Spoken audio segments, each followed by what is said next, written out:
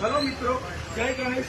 હું અહીં આવ્યો છું મોડાસા કડિયાવાડા અને અહીંયા કહેવાય છે ખાડિયા વિસ્તાર અને અહીંયા મિત્રો ગણપતિ ભગવાનની સુંદર પ્રતિમા અને અહીંયા કડિયાવાડાના મારા બધા મિત્રો દ્વારા જે મિત્રો છે લગભગ 30ની સંખ્યામાં તેમાં ભાઈઓનો પણ હાથ છે અને એની અંદર બહેનોનો પણ એટલો હાથ છે ભગવાન કે જે એકલા ભાઈઓ નથી કરી શકતા પણ બહેનોનો પણ સાથ હોય ત્યારે જ આ કામ થાય છે મિત્રો। અને મિત્રો આ ટીમે લગભગ 15 દિવસની મહેનત પછી આટલું સુંદર આયોજન કર્યું છે મિત્રો। અહીંયા કડિયાવાડાની અંદર ખાડિયા વિસ્તારમાં હું લગભગ બધી જગ્યાએ વિડીયો બનાવું છું। પરમાત્મા ગણપતિ ભગવાન તો દરેક જગ્યાએ એક જ હોય છે મિત્રો। અને મને કદાચ આ વરસાદની રીતે આવવાનો ટાઈમ ના મળ્યો એટલે થોડું લેટ પણ લઈ ગયો છું। એટલે મિત્રો હું કડિયાવાડા બધાની ક્ષમા માંગુ છું અને કદાચ આ વિડીયો બનાવતા પહેલા મારા શબ્દમાં કદાચ કોઈ ભૂલ આવતી મિત્રો તો તમારા કને ક્ષમા માંગીએ છીએ।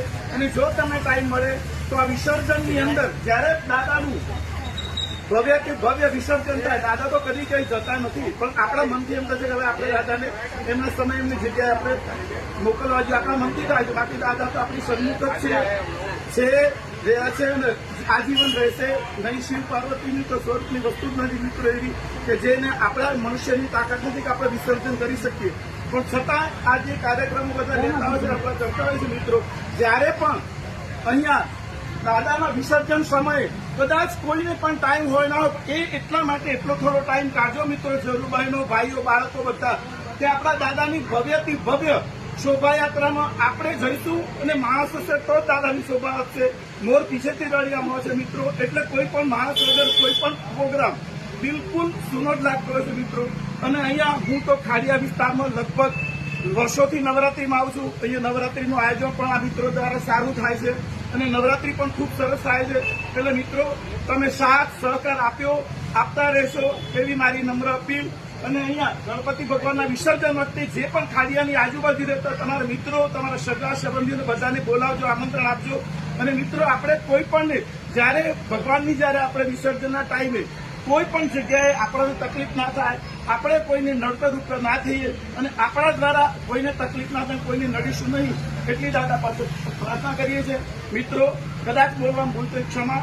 જય ગણેશ, બોલો ગણપતિ બાપ્પા, ગણપતિ બાપ્પા, ગણપતિ બાપ્પા, જય ગણેશ। એના માટે તો બધા બાગે રાખી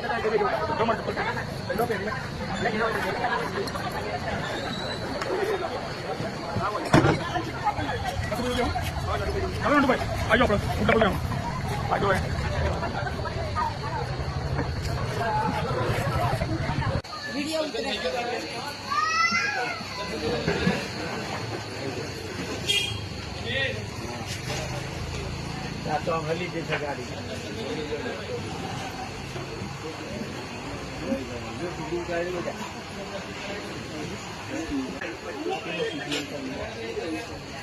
મારા તો